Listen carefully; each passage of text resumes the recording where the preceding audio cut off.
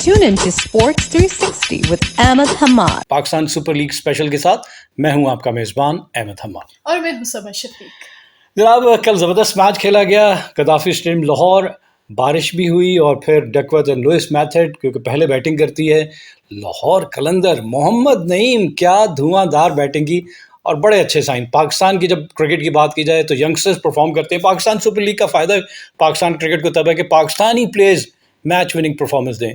आपने मोहम्मद नईम की पहली इनिंग में परफॉर्मेंस देख ली और दूसरी इनिंग में आपने इरफान खान नियाजी की। जनाब, पोटेंशियल वाइज बेहतरीन पाकिस्तान के फ्यूचर दोनों और क्रिकेटिंग शॉट्स नज़र आ रही थी। ये नहीं आपको स्लॉग नहीं नज़र आता कि आंखें बंद करके बैट घुमा दें।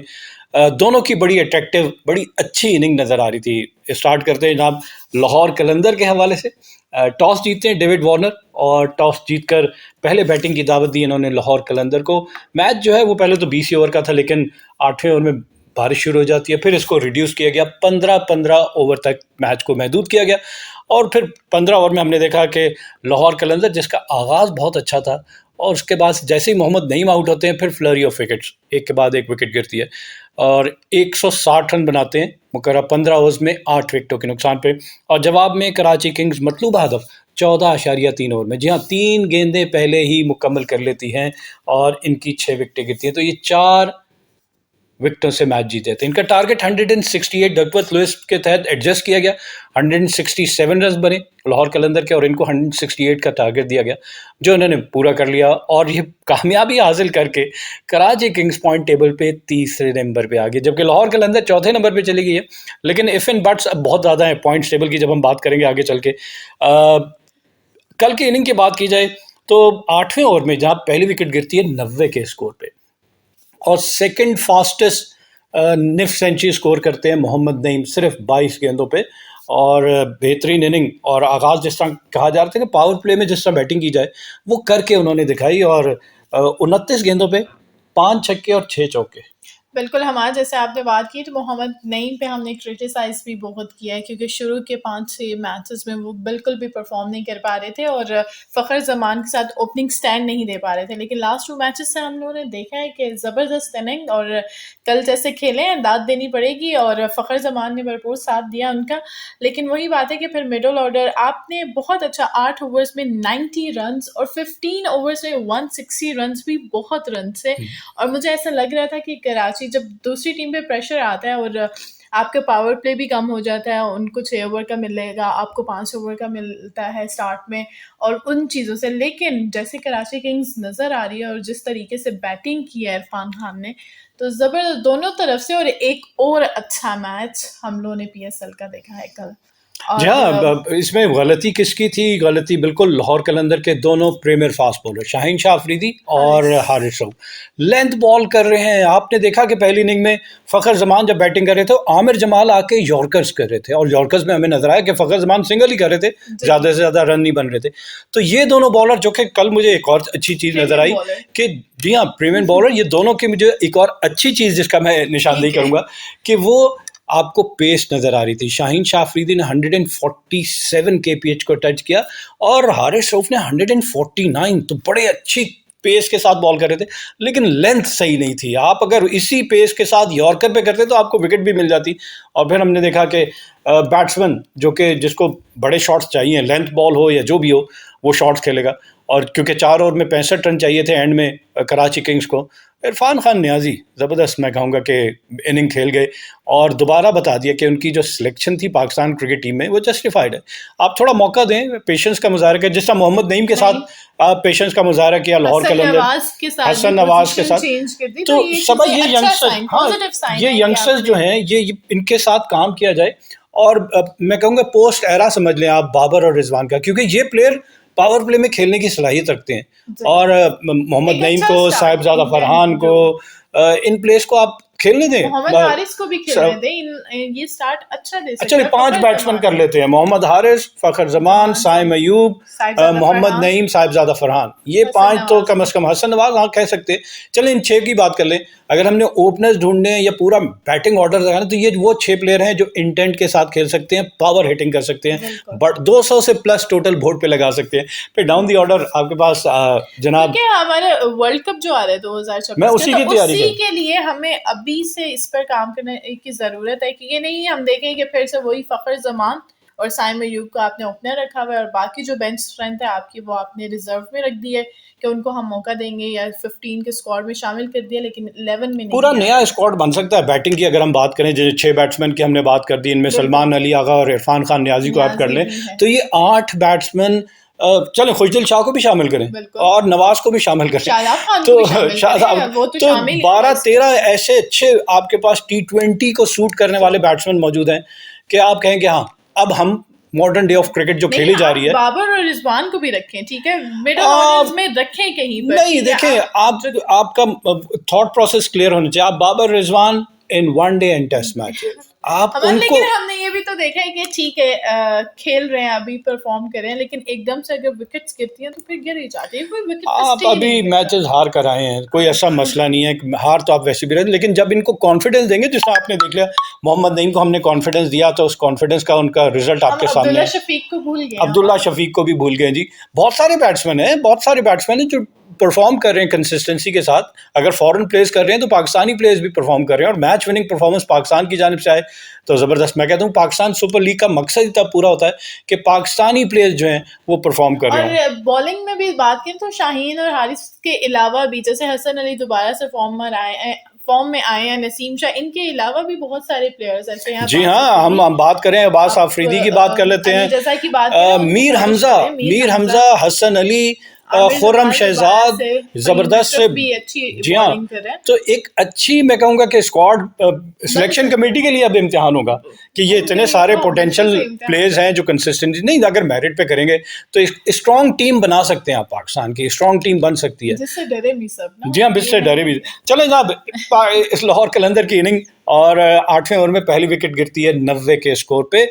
मोहम्मद नईम आउट होते हैं after playing a blinder of an inning, 65 of just 29 balls, hitting 6 fours and 5 sixes with a staggering strike rate of 224। जी हाँ, 224 का स्ट्राइक रेट और कैच इनका है इरफान खान न्याजी। आमिर जमाली की बॉल पे थोड़ा सा बाउंड्री नहीं क्लियर कर सके और लॉन्ग ऑन पे, वाइडिश लॉन्ग ऑन पे कैच पकड़ लेते हैं। इतनी इनिंग्स काफी है, ठीक है, आप मतलब और बड़ी इनिंग्स की तरफ सेंचुरी कर सकते थे जिस तरह उनके शॉट्स लग रहे थे। एक ओवर में 2-2 3 ज्यादा मजा ये आ रहा है कि मोहम्मद नवाज ने भी जैसे इनिंग्स खेली तो उनकी इनिंग्स में छक्कों की बरसात थी जनाब कल की। हम अगर इतनी देर में आपसे कहूंगा कि इनकी इनिंग में कितने छक्के थे, मैं बाकी स्कोर बताऊं तो जनाब दूसरी विकेट जो है अब्दुल्ला शफीक की गिरती है 11वें ओवर में और इन्होंने आते साथ अच्छे शॉट्स खेले।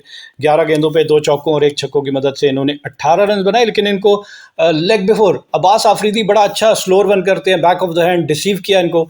और ये मुझे एक और चीज़ की जिसकी खुशी नहीं है कि जो भी बैट्समैन आउट होता था वो रिव्यू ले लेता था अपनी विकेट की, ये देखते हुए कि यार विकेटों के सामने बॉल लग रही है, आप रिव्यू तो ना ज़ाया करें ना। अपनी विकेट की वजह से आप कह रहे हैं नहीं जी रिव्यू ले ले, चांस है मैं बच गया तो ठीक है, लेकिन टीम के लिए नहीं सोच रहे। तीसरी विकेट 121 के स्कोर पे डैरल मिचेल आउट होते हैं विदाउट स्कोरिंग। पहली बॉल पे कोई इतना बड़ा शॉट, इतनी बड़ी चांस, विकेट को एक्सपोज करके आप फाइन लेग के ऊपर से या विकेट कीपर के सर के ऊपर से, तो यहाँ पे अब्बास आफरीदी ने बैक टू बैक 2 विकेटें हासिल की और यहाँ कराची किंग वापस आ गया। जो आगाज़ बड़ा अच्छा मोहम्मद नईम ने और फ़खर जमान ने दिया था वो न्यूट्रलाइज कर लेते हैं और फिर चौथी विकेट सैम बिलिंग, जी हाँ, ये भी 2 ही रन बनाते हैं, caught by Aamir Jamal of the bowling of Mir Hamza. Mir Hamza ज़बरदस्त कंट्रोल के साथ इकोनॉमिकल बॉलिंग कर रहे थे और फील्ड प्लेसिंग के हिसाब से बॉल कर रहे थे और आमिर जमाल ने इनका कैच पकड़ा। ऑल्दो के 11 के स्कोर पे आमिर जमाल ने मोहम्मद नईम का कैच छोड़ा था और उसके बाद उनकी विकेट भी आमिर, लेकिन 11 और 65 फिर बहुत महंगे साबित हुए। मैं 55 रन, जी हाँ बिल्कुल। 5वीं विकेट सिकंदर रजा जो इस टूर्नामेंट में सबसे कंसिस्टेंट थे, कल नहीं चल पाए। अच्छे गेंदें जरूर खेली, एक भी चौका छक्का नहीं लगा कल उनसे।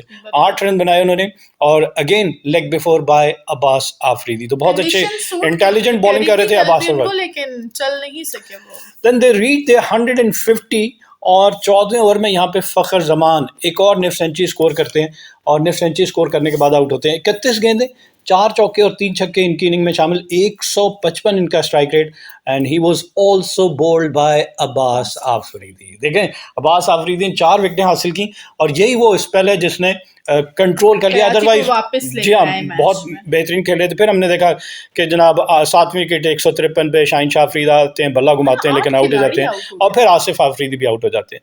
तो ये 8 खिलाड़ी, आगाज इतना अच्छा, 90 पे 1 और 70 160 फॉर 8, तो बहुत बहुत कोई बैट्समैन परफॉर्म नहीं कर सके। स्टार्ट जो अच्छा था उसका भरपूर फायदा नहीं उठाया। बॉलिंग देखी जाए कराची किंग्स की तो मीर हमजा, जैसा मैंने कहा, बड़े जबरदस्त इकोनॉमिकल बॉलिंग, 3 ओवर में सिर्फ 20 रन दिए और 1 विकेट। जहां इतने चौके छक्के लग रहे थे वहां इन्होंने सिर्फ 20 रन दिए। हसन अली 3 ओवर में 42 रन दिए और 1 विकेट हासिल की। Then Abbas Afridi 3 overs 27 runs and 4 wicket, जबरदस्त बॉलिंग परफॉर्मेंस। 9 की इकॉनमी। मोहम्मद नबी महंगे साबित हुए और इनको ये जेर अताब आए मोहम्मद नईम के, बासानी इनको मिड विकेट पे बड़े बड़े छक्के लगा रहे थे। 3 ओवर में इन्होंने 37 रन दिए, यानी कि 12.33 इनकी इकॉनमी। आमिर जमाल 3 ओवर में 33 रन इन्होंने भी दिए, लेकिन 1 विकेट इन्होंने हासिल की। अगर नंबर ऑफ बाउंड्रीज इनकी, नंबर ऑफ बाउंड्रीज की बात करें तो टोटल 22, और अगर छक्के और चौके की बात करें तो 10 छक्के और 12 चौके थे इनके। 10 छक्के, और 10 में 60 से 8 छक्के जो थे वो मोहम्मद नईम और फखर जमान के थे। एक अब्दुल्ला शफीक ने लगाया और एक लास्ट में आसिफ अफरीदी। अच्छा, 108 रन हो गए ये तो जनाब, 160 में से 108 रन जो इन्होंने बाउंड्रीज में बनाए। अच्छा, दूसरी इनिंग की भी बाउंड्रीज देखिएगा सबा, लेकिन हम दूसरी इनिंग का हवाल बताते हैं। जब 168 का टारगेट मिला तो ओपनर बड़े अच्छे थे, टिम साइफर्ट और साथ साथ डेविड वार्नर। 3.1 ओवर में 40 के स्कोर पर पहली विकेट गिरती है। डेविड वार्नर आउट होते हैं। He was bowled by Haris Rauf, bowling with pace. पहला ही बॉल आते साथ 147 kph पे बॉल करते हैं और कट करने जाते हैं इनसाइड एज, प्लेड ऑन, और ये बोल्ड हो जाते हैं। तो पहली विकेट गिर जाती है जनाब 40 के स्कोर पे, और दूसरी 57 के स्कोर पे टिम साइफर्ट आउट होते हैं। थोड़ा सा हीटेड एक्सचेंज ऑफ वर्ड, क्योंकि शाहीन शाह अफरीदी की एक थ्रो जो है उनके जाके लगती है, फिर हमने रिएक्शन भी देख लिया। लेकिन यहाँ पे आसिफ आफरीदी इनको आउट है। आसिफ आफरीदी के 1 ओवर में 20 रन बनते हैं, लेकिन रिकवर करते हैं, वापस आते हैं और थोड़ा सा लूप देते हैं, थोड़ा सा फ्लाइट देते हैं, बैकफुट पे जाके लेग साइड पे खेलने की कोशिश करते हैं, टॉप एज लगता है और यहाँ पे डैरल मिचेल कवर्स में कैच पकड़ते हैं। तो ये 10 गेंदों पे 4 चौकों और 1 छक्के की मदद से 24 रन बना के आउट हो जाते हैं। देवर 57 for 2, 57 for 2।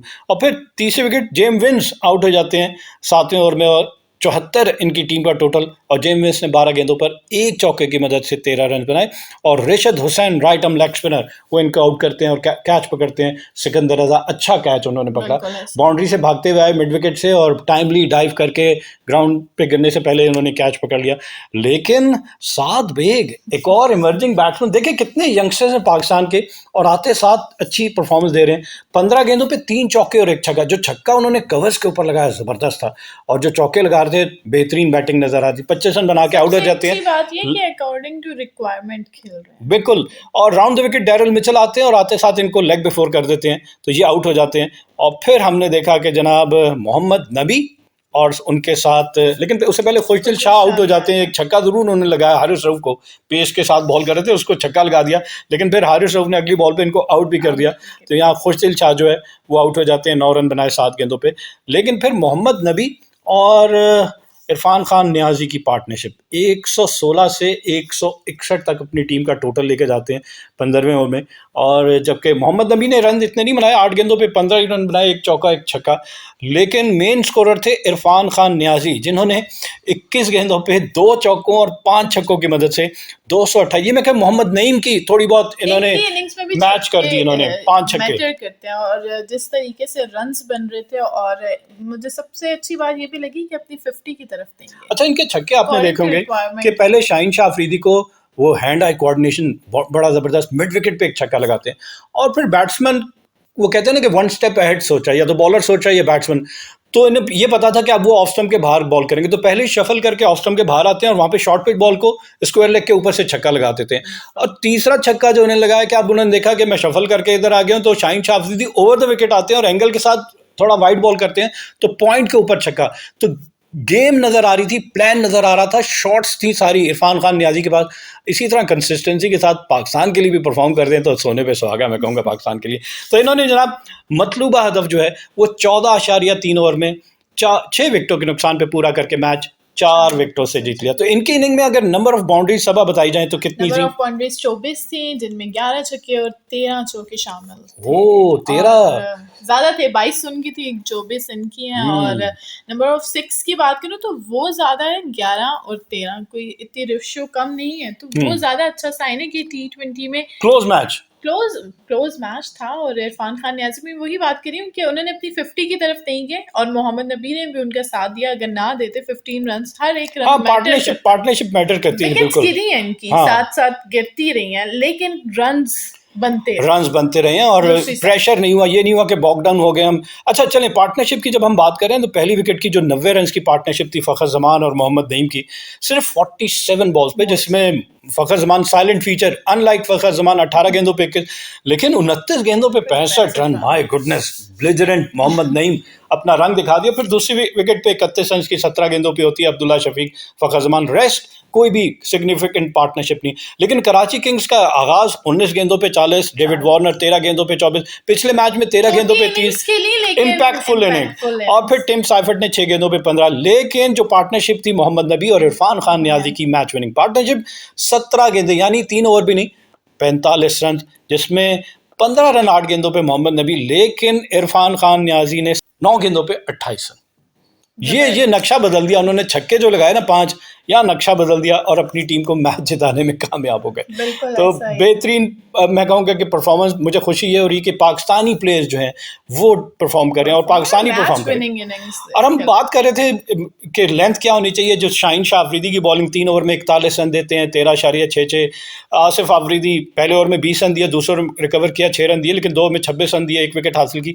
Haris Rauf 3 over में 40 रन दे दिए, 2 विकेट हासिल की, आखिर के ओवर में रन पड़ते हैं। सिकंदर रजा कल नाकाम रहे, 2 ओवर में 21 रन दिए, कोई विकेट हासिल की। रिशद हुसैन 3 ओवर में 28 रन देकर 1 विकेट, और डैरल मिचेल ने 1.3 ओवर में 9 रन दिए और 2 विकेटें हासिल की। तो डैरल मिचेल बड़े इंटेलिजेंट बॉल कर रहे थे और बेशक पेस नहीं थी, लेकिन बैट्समैन के मूवमेंट के हिसाब से बॉल कर रहे थे। सब अब पॉइंट्स टेबल की सिचुएशन क्या है अगर हम जानना चाहें तो कोयटा ग्लैडिएटर्स तो पहले नंबर पे है, इसको तो आपको नजर आ गया। इस्लामाबाद बड़े दिनों से पहले नंबर पे था, अब कोयटा ग्लैडिएटर्स पूरे पीएसएल में इस्लामाबाद पहले नंबर पे था, फिर उन्होंने मौका दिया। और कल के मैच की वजह से जो चेंजेस आई हैं वो जरा हाईलाइट करें। कल के मैच की वजह से जो चेंजेस आई हैं, कराची तीसरे नंबर पर चला गया और लाहौर चौथे नंबर पर आ गया। और अब लाहौर के लिए लास्ट मैच है, पेशावर ज़ल्मी के लिए बहुत ज़रूरी है, लेकिन लाहौर के 9 पॉइंट्स हैं। शुरू से बताते हैं, पहली पोजीशन पर कोयटा ग्लैडिएटर्स 8 मैच के लिए 5 जीते 2 हारे और 11 पॉइंट्स के साथ पहली पोजीशन पर। और पीएसएल में पहली बार शायद पहली पोजीशन पर हैं ये लोग, नहीं दूसरी बार। और प्लेऑफ के लिए क्वालिफाई करना बहुत मुश्किल हो जाता था, लेकिन सऊद शकील की अच्छी कप्तानी में उनको ही क्रेडिट दूंगी, क्योंकि एक लीडर बहुत मायने रखता है कि अपनी टीम के लिए। दूसरी पोजीशन पर 8 मैचेस खेले, 5 जीते 3 लगातार हारे, 10 पॉइंट के साथ इस्लामाबाद यूनाइटेड। तीसरे मैच की हारने की हमें अफसोस, तीसरा मैच जीतना चाहिए था, आखिरी ओवर में 3 कैचेस जो ड्रॉप हुए ना, वो बड़ा वाइटल। वहाँ पे मैंने कल एनालिसिस सुन रही थी कि मोहम्मद शहजाद की गलती नहीं है, जब एक ओवर में, लास्ट ओवर में 3 कैचेस ड्रॉप किए जाएंगे, वहाँ पे आप मैच खुद ही हार जाएंगे। तो इनमें से 3 में से 1 कैच तो इन्होंने ही ड्रॉप किया था, जो पहला वो पकड़ा जाता तो 10 बात ही हो गए थे। कराची किंग्स 8 मैच खेले, 5 जीते 3 हारे, 10 पॉइंट के साथ तीसरे नंबर पर मौजूद है। लाहौर कलंदर्स 9 मैचेस खेले, 4 जीते 4 हारे, 9 पॉइंट के साथ चौथी पोजीशन पर आ गई है। पेशावर ज़ल्मी अब तक 7 मैचेस खेले हैं, सबसे कम 3 जीते 4 हारे, 6 पॉइंट्स के साथ 5th पोजीशन पर। और मुल्तान सुल्तान आज मैच है, 8 मैचेस खेले, 1 जीता 7 हारे और 2 पॉइंट्स के साथ। पेशावर ज़ल्मी अगर अगले तीनों मैच जीते तो वो अगले राउंड के लिए क्वालिफाई कर सकते हैं। इफ एंड बट्स आ गया अब कि पहली 2 पोजीशन। इंटरेस्टिंग बात ये है कि पेशावर का लाहौर के साथ मैच है, लाहौर के लिए भी इतना इंपॉर्टेंट है जितना पेशावर के लिए वो मैच। देखिए, इस्लामाबाद और कराची दोनों के 2-2 मैचेस रहते हैं, दोनों के पॉइंट्स बराबर हैं, 2-2 मैचेस रहते हैं, लेकिन लाहौर कलंदर का सिर्फ एक मैच रहता है और उन्होंने हर सूरत में जीते और चाहे कि बाकी टीमें हारें। शाहीन और बाबर आमने सामने होंगे और शाहीन और बाबर राइवलरी है इन लोगों की भी। आज का मैच कौन जीतेगा सबा? ऑब्वियसली पेशावर। आप बैक कर रही हैं पेशावर को? मुल्तान को वापस नहीं, अब हार गए हैं तो अब। हाँ जी, वो तो रिजवान ने वैसे भी कह दिया कि बाबर के लिए दुआएं, दोस्ती उनकी बड़ी अच्छी थी, क्या पता प्लेट में रख के मैच ना दे दें तोहफे के तौर पे। नहीं, क्रिकेट ऐसा नहीं होगा। तो प्लेयर्स हैं। हाँ जी, बिल्कुल अपनी जगह हमने देखा है। शादाब ने तो आप कह रही हैं पेशावर ज़ल्मी? जी, पेशावर ओके, चलो मेरे हिसाब से मुल्तान को ये मैच जीतना चाहिए, इसको पॉइंट टेबल को और इंटरेस्टिंग, इस लीग को और इंटरेस्टिंग बनाने के लिए। तो देखते हैं कौन मैच जीता है। आप ये बात, मुल्तान पे तो कोई इफेक्ट नहीं होगा, मुल्तान पे नहीं होगा, लेकिन वो इसका और इंटरेस्टिंग हो जाएगा कि पहली 4 अगर एक मैच जीत जाता है पेशावर, ये वाला मैच जीत जाता है, तो 8 पॉइंट के साथ और ज्यादा इंटरेस्टिंग तब होगा। चलें, देखना पड़ेगा इसके लिए। और चलें, and on this note we come to the end of a show. Till the next programme, it's goodbye from Sports 360. Keep on watching Sports 360 with Ahmed Hamad for latest news, views, and interviews of sports personalities from around the world.